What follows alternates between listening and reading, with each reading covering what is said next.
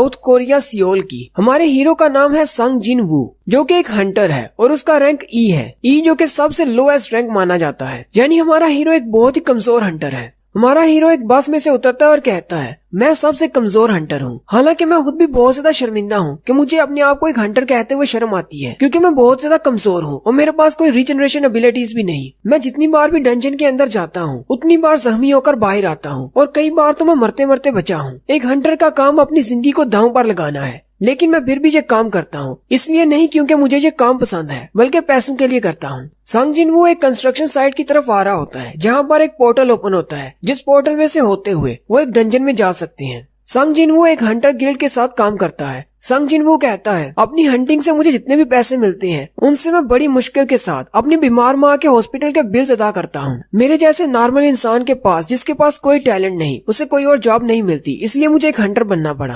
Construction site का scene दिखाते हैं। वहाँ पर एक शख्स काफी पी रहा होता है, वहीं पर उसका दोस्त भी आ जाता है। काफी पीने वाला शख्स उसे कहता है, बैग तुम तो काफी अरसे के बाद वापस आए हो, तुम तो एक हंटर नहीं बनना चाहते थे, इसलिए तुम हमारे गिल्ड को छोड़कर चले गए थे। बाक उसे कहता है, असल में मेरी बीवी प्रेग्नेंट है, हमारे यहाँ दूसरा बेटा होने वाला है, इसलिए मुझे पैसों की जरूरत थी। उसका दोस्त उसे कहता है, ज्यादा पैसे कमाने के लिए एक डंजन के अंदर जाकर हंटिंग करने से ज्यादा आसान काम और कोई भी नहीं। बाकू से कहता है, लेकिन मैं बहुत ज्यादा परेशान हूँ, क्योंकि मैं काफी अरसे से डंजन के अंदर नहीं गया, पता नहीं मेरे स्किल्स काम करेंगे भी या नहीं, कहीं मैं सबसे पीछे न रह जाऊँ। उसी वक्त काफी वाला शख्स पीछे की तरफ देखता है तो संग जिन वो आ रहा होता है। वो उसे कहता है, तुम्हारा शुक्रिया आने के लिए। जबकि बाकी के सारे हंटर भी संग जिन वो को देखकर बहुत ज्यादा खुश होते हैं और उसे कहते हैं, तुम तो वाकई में आज भी आ गए, तुम तो बहुत ही अच्छे लड़के हो। कॉफी वाला शख्स संग जिन वो से कहता है, क्या तुमने खाना खाया? संग जिन वो से कहता है, हाँ मैंने खा लिया, मेरे बारे में इतनी फिक्र करने के लिए आपका शुक्रिया। बाक उस शख्स से पूछता है, ये लड़का कौन है? क्या ये बहुत ही एक्सपीरियंस हंटर है जो सारे लोग इसको देखकर बहुत ज्यादा खुश हैं?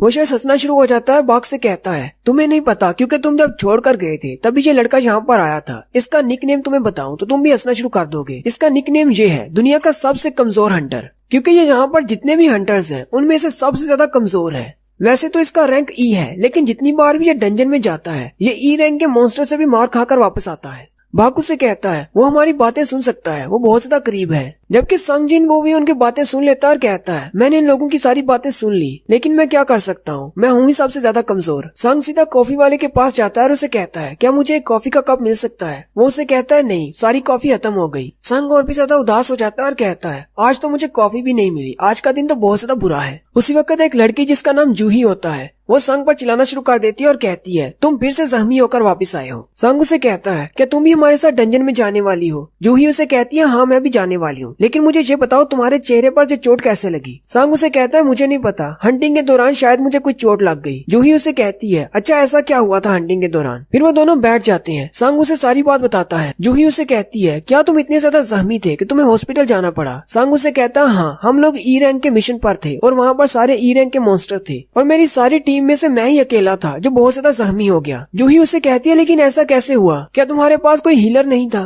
संग उसे कहता है, नहीं, असल में मेरी टीम में सारे ही मुझसे ज्यादा रैंक वाले थे, इसलिए उन्होंने अपने साथ कोई हीलर रखा ही नहीं। जूही उसे कहती है, लेकिन फिर भी उन्हें अपने पास एक हीलर तो रखना ही चाहिए। संग उसे कहता है, कोई बात नहीं, असल में वो लोग ज्यादा स्ट्रॉन्ग नहीं है, मैं ही बहुत ज्यादा कमजोर हूँ। फिर संग खड़ा हो जाता है और जूही से कहता है, मुझे लगता है कि सारी टीम डंजन के अंदर जाने वाली है, चलो हम लोग भी चलते हैं। वो सारे लोग उस पोर्टल के सामने इकट्ठे हो जाते हैं। उनकी टीम को जो शख्स लीड कर रहा होता है उसका नाम मिस्टर सॉन्ग होता है। मिस्टर सॉन्ग उनसे कहते हैं, मुझे नहीं पता कि मुझे ये सब कुछ कहना चाहिए या नहीं, मैं पता नहीं क्वालिफाइड भी हूँ या नहीं, लेकिन इस रेड के लिए मैं तुम्हारा कैप्टन हूँ। एक लीडर की तरह मैं तुम्हारी टीम को लीड करूंगा, तुम सब लोगों को मेरी बात मानना होगी। कॉफी वाला शख्स उसे कहता है, मिस्टर सॉन्ग, आपका रैंक हम सब में से ज्यादा हाई है, इसलिए आप हमारे लीडर बन सकते हैं, हमें इससे कोई मसला नहीं। बाकी के सारे लोग भी बात मान जाते हैं और कहते हैं, ठीक है, आप ही हमारे लीडर हैं। संग जिन वो भी हंसते हुए मिस्टर सॉन्ग से कहता है, डंजन में हमारा भी ख्याल रखिएगा। मिस्टर सॉन्ग उन सब से कहते हैं, चलो फिर सब लोग अंदर चलते हैं। और साथ ही वो संग जिन वो से कहते हैं, प्लीज इस बार जख्मी मत होना, बस हमारे पीछे पीछे रहना।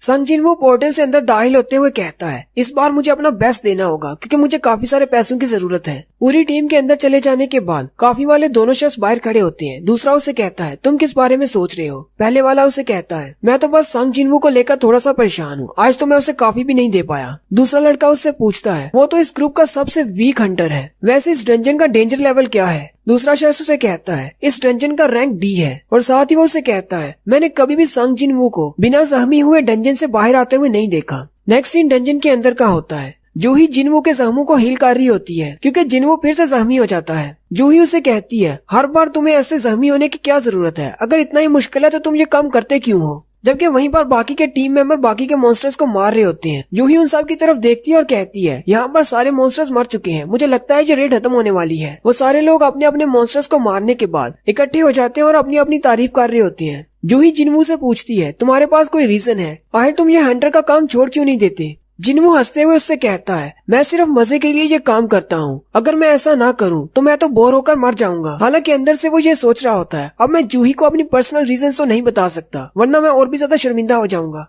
जूही चिल्लाकर उसे कहती है, अब जल्दी से हंसना बंद करो वरना तुम्हारे जख्म फिर से खुल जाएंगे। मिस्टर सॉन्ग के हाथ में एक मैजिकल कोर होती है। जब भी वो एक मॉन्स्टर को मारते हैं तो उसके अंदर से एक मैजिकल कोर निकलती है। हालांकि सी रैंक के मॉन्स्टर को मारने पर भी उसके अंदर से जो मैजिकल कोर मिलती है वो भी हजारों में बिकती है, लेकिन जिन्वू के लिए सी रैंक के मॉन्स्टर को मारना बहुत ज्यादा मुश्किल है। जिन्वू के हाथ में एक ई रैंक की कोर होती है। जिन्वू कहता है, इतने ज्यादा जख्मी होने के बाद मुझे सिर्फ एक ई रैंक की कोर मिली है जिसके मुझे ज्यादा पैसे नहीं मिलेंगे। हर रोज मैं अपनी जान खतरे में डालकर सिर्फ एक ऐसी कोर हासिल करता हूँ, ये तो बहुत ही कम है। उसी वक्त उनका एक टीम मेंबर उनसे कहता है, यहाँ पर आओ, यहाँ पर एक और रास्ता है, डंजन के अंदर एक और रास्ता है। वो सारे उस रास्ते के सामने जाकर खड़े हो जाते हैं। मिस्टर सॉन्ग उनसे कहते हैं, ये तो डबल लेयर डंजन है, मैंने इसके बारे में सुना था, आज पहली बार देख रहा हूँ। मिस्टर सॉन्ग अपने हाथ पर एक फायर बॉल बनाते हैं और उसे उस केव के अंदर फेंकते हैं जिससे रोशनी होती है और वो केव काफी ज्यादा लंबी होती है। मिस्टर सॉन्ग सारी टीम से कहते हैं, मेरी बात सुनो, अभी तक इस डंजन का दरवाजा बंद नहीं हुआ, इसका मतलब डंजन का बॉस अभी जिंदा है और मुझे लगता है शायद बॉस इस केव के अंदर है। वैसे तो हमें अपने गिल्ड वालों से राब्ता करना चाहिए और उनके ऑर्डर्स का वेट करना चाहिए, लेकिन अगर दूसरे हाई रैंक के हंटर्स यहाँ पर आ गए तो हमें तो बहुत ज्यादा नुकसान हो जाएगा। क्यों ना हम लोग खुद ही जाकर उस बॉस को मार दें। मुझे पता है कि ये मिशन बहुत ज्यादा डेंजरस होने वाला है, तो क्यों ना हम लोग वोट करें। वोट्स में जो भी रिजल्ट निकलेगा उसके बाद कोई भी कंप्लेन नहीं करेगा। अगर वापस जाना हुआ तो वापस जाएंगे, अगर अंदर जाना हुआ तो अंदर जाएंगे। काफी सारे लोग अंदर जाने का कहते हैं जबकि कुछ लोग वापस जाने का कहते हैं। उनकी टीम में टोटल 17 लोग होते हैं, 16 में से 8 कहते हैं हमें अंदर जाना है, जबकि 8 कहते हैं हमें बाहर जाना है। बाहर जाने वालों में जूही भी शामिल होती है, वो भी कहती है कि मुझे अंदर नहीं जाना। सबसे लास्ट पर जिन्वू बच जाता है। मिस्टर सॉन्ग जिन्वू से कहते हैं, अब तुम बताओ हमें किस तरफ जाना है, तुम्हारे वोट पर डिपेंड करेगा हमें बाहर जाना है या अंदर जाना है। सॉन्ग के हाथ में उसका एक ही मैजिकल कोर होता है। सॉन्ग कहता है, मेरे पास ज्यादा पैसे नहीं है और बहुत ही जल्दी मुझे अपनी बहन को कॉलेज में दाखिल करवाना है और मेरी बीमार माँ के हॉस्पिटल के बिल्स भी बढ़ते जा रहे हैं। जिन्वू उनसे कहता है, मैंने फैसला कर लिया, हम लोग अंदर जाएंगे और बॉस को मारेंगे। फिर वो सारे लोग उस केव के अंदर चले जाते हैं। काफी देर चलने के बाद वो कहती हैं, यहाँ पर तो रास्ता खत्म ही नहीं हो रहा, काफी देर से हम लोग चल रहे हैं। वो आपस में बातें कर रहे होते हैं और कहते हैं, एक बॉस को मारने के बाद 1 ही घंटे के बाद पोर्टल बंद हो जाता है और हमें यहाँ पर चलते हुए 40 मिनट हो गए हैं। अगर हम बॉस को मार भी देते हैं तो हमारे पास बाहर निकलने के लिए ज्यादा वक्त नहीं बचेगा। जिन्वू जूही से कहता है, मुझे माफ कर देना, मेरी वजह से तुम्हें यहाँ पर आना पड़ा। अगर मैं यहाँ पर आने के लिए वोट नहीं करता तो हम सब लोग बाहर चले जाते। जूही उसे कहती है, तुम्हें परेशान होने की जरूरत नहीं, मैं बिल्कुल ठीक हूँ। जिन्वू उसे कहता है, क्या तुम वाकई में ठीक हो? जूही बहुत ज्यादा गुस्सा हो जाती है और उसे कहती है, अगर मैं सच कहूँ तो मैं बिल्कुल भी ठीक नहीं हूँ, तुम्हारी वजह से मुझे यहाँ पर आना पड़ा। ये मिशन बहुत ज्यादा डेंजरस है, तुम्हें जरा सा भी अंदाजा है मैंने अपनी कितनी ज्यादा हीलिंग पावर को इस्तेमाल कर दिया तुम्हें हील करने के लिए, और तुम फिर से बॉस से फाइट करने के लिए यहाँ पर आ गए हो। अगर तुम जख्मी हो जाते हो तो मैं तुम्हें कैसे हील करूंगी? जिन्वू कहता है, मैं तो सिर्फ इसी की वजह से अभी तक जिंदा हूँ क्योंकि ये एक बी रैंक की हीलर है और ये हमेशा फ्री में मुझे हील करती है। जिन्वू जूही से सॉरी कहता है। जूही उसे कहती है, मुझे तुम्हारी सॉरी नहीं चाहिए। फिर जूही शांत हो जाती है और जिन्वू से कहती है, अगर तुम्हें मुझसे माफी ही मांगनी है तो क्यों ना तुम मुझे खाना खाने के लिए अपने साथ ले जाओ। जिन्वू उसकी बात सुनकर शर्माना शुरू कर देता है। जूही उसकी तरफ देखती है और उसे कहती है,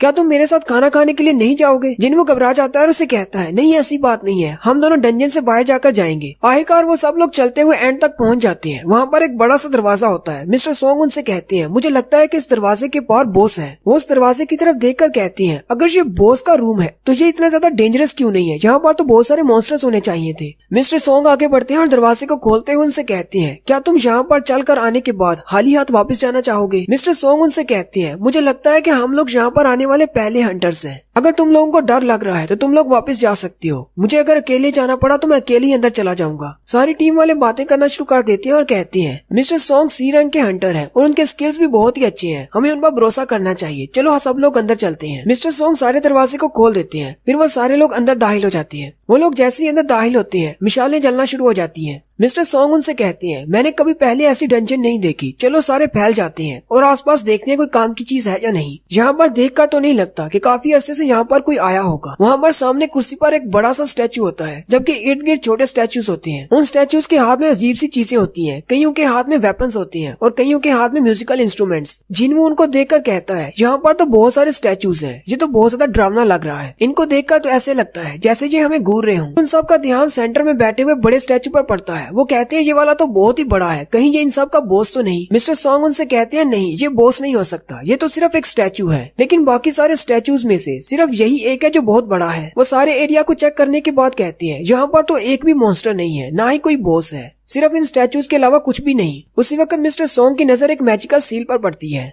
मिस्टर सॉन्ग उस मैजिकल सील को भी देख रही होती हैं कि उनकी टीम का एक बंदा उनसे कहता है, मिस्टर सॉन्ग जहाँ पर आए, इस स्टैचू पर कुछ लिखा हुआ है। वो सारे लोग उस स्टैचू के सामने जाकर खड़े हो जाते हैं। उस स्टैचू के ऊपर कुछ लिखा होता है। मिस्टर सॉन्ग उसको पढ़ना शुरू करते हैं। उसके ऊपर हेडिंग में लिखा होता है कार्थीनोन टेम्पल्स कमेंडमेंट्स। वहाँ पर टोटल 3 कमेंडमेंट्स होती है। सबसे पहली होती है लॉर्ड की पूजा करो, दूसरी होती है लॉर्ड की तारीफ करो और तीसरी कमांडमेंट होती है कि अपनी वफादारी को साबित करो। उसी वक्त जूही जिनवू से कहती है, उस तरफ देखो, वो बड़े वाले बॉस की आंखें हिल रही हैं। मुझे लगता है शायद वो हमारी तरफ ही देख रहा है। जिनवू से कहता है, तुम्हें बस कोई वहम हो गया है, वो सिर्फ एक स्टैचू है। उसी वक्त जिनवू को कुछ महसूस होता है। जिनवू कहता है, अचानक मुझे डर क्यों महसूस हो रहा है। मिस्टर सॉन्ग जो कि अभी भी वो पढ़ रहे होते हैं, वो कहते हैं इन कमेंडमेंट्स के नीचे लिखा हुआ है अगर कोई इन तीनों कमेंडमेंट्स को फॉलो नहीं करेगा तो वो इस कमरे से जिंदा बाहर नहीं निकल पाएगा। और साथ ही दरवाजा बंद हो जाता है। दरवाजे के बंद होते ही सारी टीम घबरा जाती है और कहते हैं अब हम लोग क्या करेंगे, दरवाजा तो बंद हो गया, हम लोग बाहर नहीं जा सकते। उनमें से एक बंदा कहता है, तुम सब लोग तो बस ऐसी बकवास कर रहे हो, ये तो कुछ भी नहीं, मैं अभी जाकर दरवाजा खोलता हूँ और बाहर जाता हूँ। बॉस का खजाना या जो कुछ भी है वो तुम लोग रख सकते हो, मैं वापस जा रहा हूँ। वो जैसे ही जाकर दरवाजे को हाथ लगाता है, मिस्टर सॉन्ग चिल्लाकर उसे कहते हैं, दरवाजे के हैंडल से दूर रहो। उसी वक्त एक स्टैचू हिलता है और उसके हाथ में एक बड़ा सा कुल्हाड़ा होता है। वो शख्स को मार देता है और उसे मारने के बाद वो स्टैचू फिर से अपनी जगह पर खड़ा हो जाता है। अपनी टीम के एक बंदे के मरने के बाद बाकी के टीम मेंबर्स बहुत ज्यादा डर जाते हैं और कहते हैं क्या हमें इन सारे स्टैचू से फाइट करना होगी, ये तो बहुत बड़े हैं। जूही और जिनवू भी बहुत ज्यादा घबरा जाते हैं। जूही जिनवू से कहती है, अगर वो वाला स्टैचू हिल सकता है तो इसका मतलब बॉस का स्टैचू जो मैंने अभी देखा था उसकी आंखें वाकई में हिल रही थी। और यहीं पर हमारे फर्स्ट एपिसोड का एंड होता है। एक्सप्लेनेशन अच्छी लगी हो तो कमेंट करके जरूर बताएं। चैनल को सब्सक्राइब कर दे, वीडियो को लाइक और शेयर कर दे। शुक्रिया।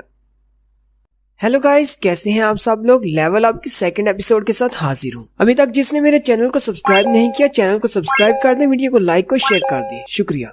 जिनवू कहता है, आज ये पहली बार नहीं है जब मैं अपने आप को मौत के इतना ज्यादा करीब महसूस कर रहा हूँ। जब मैंने हंटर गिल्ड को ज्वाइन किया था तो अपनी पहली रेड के दौरान मैं अपनी पार्टी से अलग हो गया था और वहीं पर एक ई रैंक मॉन्स्टर ने मेरी बैक पर हमला किया था, जिसकी वजह से मैं हफ्तों तक हॉस्पिटल में रहा। फिर एक बार मैं एक डंजन के अंदर काफी दिनों तक बंद रहा, जहाँ पर मैं भूख की वजह से मरने वाला था। हालांकि वो सारे डंजन लो रैंक के डंजन थे, लेकिन फिर भी हर बार मैं मरते मरते बचा हूँ। मेरे बाकी के सारे टीममेट्स अपने मैजिकल कोर्स को बेचकर अपने लिए बेहतरीन वेपन खरीदते थे ताकि वो पहले से भी ज्यादा स्ट्रॉन्गर मॉन्स्टर्स को हरा सके और ज्यादा पैसे कमा सके। लेकिन मैं ऐसा नहीं कर सकता था, मुझे अपनी माँ के हॉस्पिटल के बिल देने थे, इसलिए मैं अपने लिए वेपन्स नहीं खरीदता था और मैं बिना वेपन्स के डंजन में आ जाता। और इसके अलावा मैं अपने लिए एक हीलर भी नहीं रख सकता था क्योंकि हीलर को भी पैसे देने पड़ते हैं। और अगर मैं बहुत ज्यादा जख्मी हो जाता हूँ तो गिल्ड के दोस्त मुझे अपने हीलर से हील करवा देते थे। यहाँ तक कि मेरे दोस्त भी बातें करते थे कि मैं हर बार डंजन से जख्मी होकर बाहर निकलता हूँ, हीलर्स के ऊपर बोझ बढ़ जाता है, उन्हें हर बार मुझे हील करना पड़ता है। और फिर उन सब लोगों ने मुझे वीकेस्ट हंटर कहना शुरू कर दिया कि मैं हर बार डंजन में जाता हूँ और जख्मी होकर वापस आता हूँ क्योंकि मैं सबसे ज्यादा वीक हूँ। हालांकि मैं एक हंटर हूँ, लेकिन मैं बिल्कुल यूजलेस हूँ।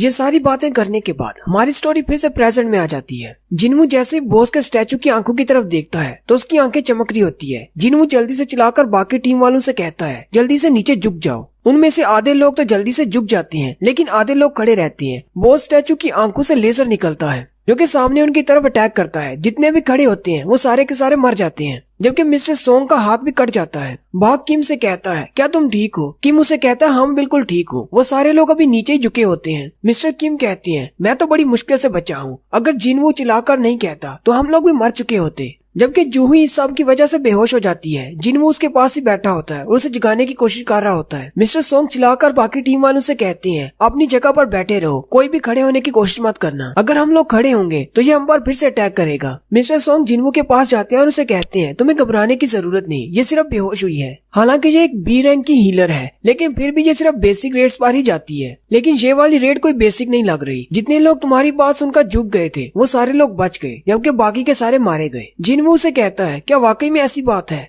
मिस्टर सॉन्ग से कहती है, क्या तुम इसलिए नहीं चिल्लाए थे कि तुम्हें पता चल गया था कि वो लेजर अटैक करने वाला है? जिनवू मिस्टर सॉन्ग से कहता है, नहीं ऐसी कोई बात नहीं है, मुझे बस लगा कि यहाँ पर खतरा है इसलिए मैंने कहा कि नीचे झुक जाओ। जिनवू की नजर मिस्टर सॉन्ग के बाजू पर पड़ती है और वो मिस्टर सॉन्ग से कहता है, आपका बाजू तो कट गया है। मिस्टर सॉन्ग से कहते हैं, कोई बात नहीं, ऐसे छोटे मोटे हादसे होते रहते हैं, जल्दी से आकर मेरी ब्लीडिंग रोकने में मदद करो। जिनवू मिस्टर सॉन्ग का बाजू बांधने के लिए बैठ जाता है। मिस्टर सॉन्ग से कहते हैं, तुम्हें क्या लगता है इस बॉस का लेवल क्या होगा? वैसे तो मुझे भी नहीं पता, क्योंकि मैं आज तक सिर्फ ए रैंक या फिर डी रैंक की रेट्स पर ही गया हूँ। कभी कभार मैं बी रैंक की रेट पर भी चला जाता हूँ। मिस्टर सॉन्ग से कहते हैं, लेकिन मैं इतना जरूर कह सकता हूँ कि ये डंजन ना तो ए रैंक है ना ही बी रैंक है, क्योंकि ए रैंक और बी रैंक की डंजन्स में भी इतने खतरनाक मॉन्स्टर्स नहीं होते, और ये बिग बॉस तो मुझे एस रैंक लगता है। साथ ही मिस्टर सॉन्ग से कहते हैं, उस स्टैचू के ऊपर लिखा हुआ था 3 कमेंडमेंट्स के बारे में। पहली, लॉर्ड की पूजा करो, दूसरा लॉर्ड की तारीफ करो, और चौथा अपनी फेथ को साबित करो। अगर तुम लोग ऐसा नहीं करते तो तुम लोग इस कमरे से जिंदा बाहर नहीं निकल सकते।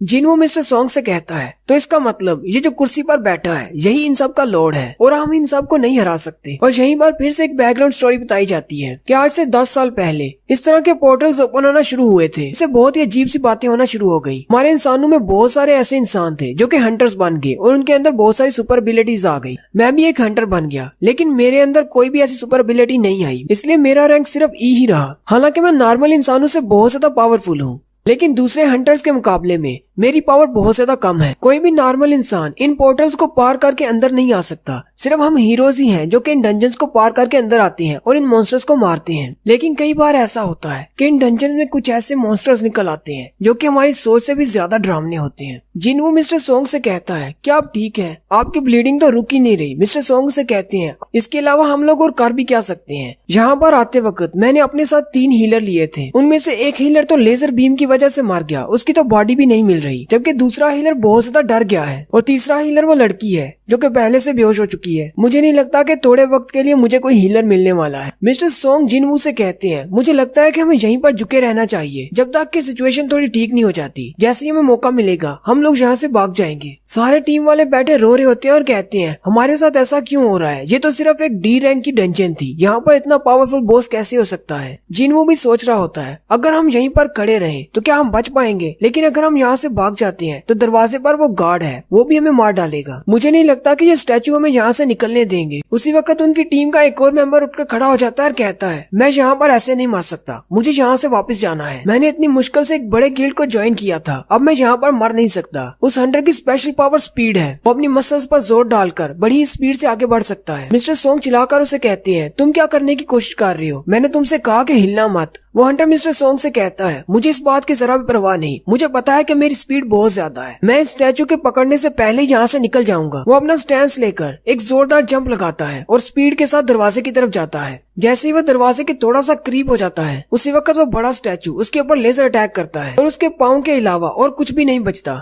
बाकी के हंटर्स और भी ज्यादा घबरा जाते हैं और चिल्लाना शुरू कर देते हैं। जिनवू भी कहता है, ये स्टैचू तो हमें जिस वक्त चाहे तब मार सकते हैं। मिस्टर किम कहते हैं, इनके लिए हमें मारना तो एक कीड़े को मारने से भी ज्यादा आसान है। मिस्टर सॉन्ग कहते हैं, अगर ये मारना चाहे तो हम सबको एक साथ मार सकते हैं। जिनवू उनसे पूछता है, तो फिर ये लोग हमें मार क्यों नहीं रहे? मिस्टर सॉन्ग से कहते हैं, मुझे क्या पता, हालांकि ये स्टैचूज हमें जब चाहे मार सकते हैं, लेकिन ये हम पर अटैक नहीं कर रहे। ये बाकी मॉन्स्टर्स से बहुत ज्यादा अलग है। बाकी मॉन्स्टर्स तो देखते ही अटैक करना शुरू कर देते हैं, लेकिन ये लोग एक सोचे समझे प्लान के तहत काम कर रहे हैं। जैसे कि वो दरवाजे के पास वाला स्टैचू जैसे ही दरवाजे को हाथ लगाओ तब वो अटैक करता है, जबकि ये बड़ा वाला बॉस स्टैचू जैसे ही हम लोग हरकत करते हैं तब हम पर अटैक करता है। मुझे लगता है ये एक पैटर्न में अटैक कर रहे हैं। पैटर्न का लफ्ज सुनते ही जिनवू को समझ आ जाती है कि यहाँ पर क्या चल रहा है। जिनवू उनसे कहता है, मुझे लगता है इस कमरे के अंदर एक रूल है, हमें उन रूल्स को फॉलो करना होगा। जिनवू की नजर उन कमेंडमेंट्स पर पड़ती है। जिनवू मिस्टर सॉन्ग से कहता है, आखिर उन तीनों कमेंडमेंट्स में क्या लिखा हुआ था? उनमें से पहली कमेंडमेंट कौन सी थी? मिस्टर सॉन्ग से कहते हैं, उनमें से पहली ये थी, लॉर्ड की पूजा करो। जिनवू उस बड़े स्टैचू की तरफ देखता है और कहता है, मुझे लगता है ये बड़ा स्टैचू लॉर्ड है, और साथ ही वो थोड़ा सा ऊपर की तरफ उठना शुरू करता है। मिस्टर सॉन्ग उसे कहते हैं, कहीं तुम पागल तो नहीं होगे, तुम मारे जाओगे। जिनवू उसे कहता है, ऐसी बात नहीं है, मुझे लगता है कि मैंने फिगर आउट कर लिया है। ये बड़ा वाला स्टैचू हम पर तब अटैक नहीं करता जब हम लोग हरकत करते हैं, बल्कि ये तब अटैक करता है जब हम लोग एक सर्टेन हाइट से ऊपर उठते हैं। मुझे लगता है कि मैंने पहली कमेंडमेंट का मतलब समझ लिया है। लॉर्ड की पूजा करनी मतलब लॉर्ड के सामने झुकना है, हमें सबको इसके सामने झुकना होगा। मिस्टर किम और बैक उसे कहते हैं, कहीं तुम पागल तो नहीं होगे, इसका मतलब ये कैसे हो सकता है? जिनवू उनसे कहता है, मैं बिल्कुल ठीक कह रहा हूँ। लॉर्ड की पूजा करना, इसका मतलब यही है कि हमें इसके सामने झुकना होगा। हम इसके सामने झुकेंगे तो ये हम लोगों पर अटैक नहीं करेगा। मिस्टर सोंग हंसते हुए से कहते हैं, इसके अलावा हम कुछ कर भी नहीं सकते। फिर वो सबसे कहते हैं, सभी लोग इसके सामने झुक जाओ। वो सारे लोग बोस स्टैचू के सामने झुक जाते हैं और कहते हैं, हमें जिंदा रहना है, हमें यहाँ से निकलना होगा। अगर ऐसा करके हम लोग यहाँ से निकल सकते हैं तो हम लोग ऐसा जरूर करेंगे। थोड़ी देर इसी तरह झुके रहने के बाद जैसे वो स्टैचू की तरफ देखते हैं तो उस बड़े स्टैचू के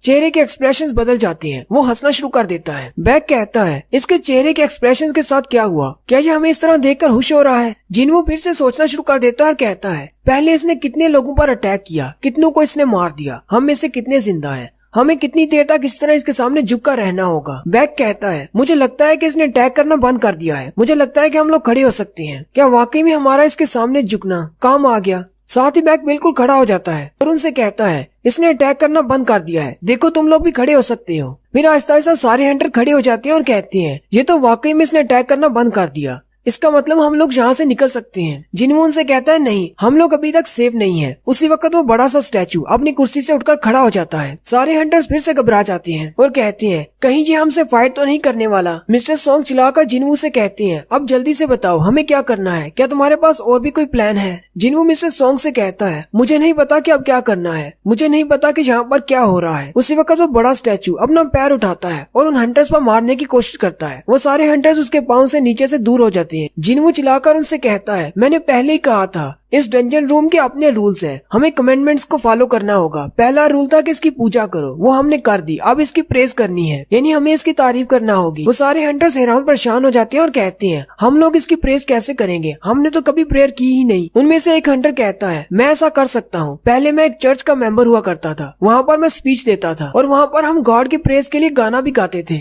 वो हंटर आगे बढ़ता है और अपने गले में पहने हुए क्रॉस के नेकलेस को पकड़ते हुए कहता है, लॉर्ड मैं आपका बंदा हूँ, मेरे ऊपर अपनी ब्लेसिंग्स की बरसात करो और मुझे एक नया इंसान बना दो जो कि गुनाहों से पाक हो। मेरे अंदर से सारी डार्कनेस को खत्म कर दो और मेरी सारी कमजोरियों को दूर कर दो। मेरे लॉर्ड मैं आपसे बहुत ज्यादा प्यार करता हूँ, आपको मेरी मदद करनी है। मिस्टर किम कहती है, क्या वाकई में इसकी प्रेस काम कर रही है? बॉक कहता है, शायद काम कर रही है।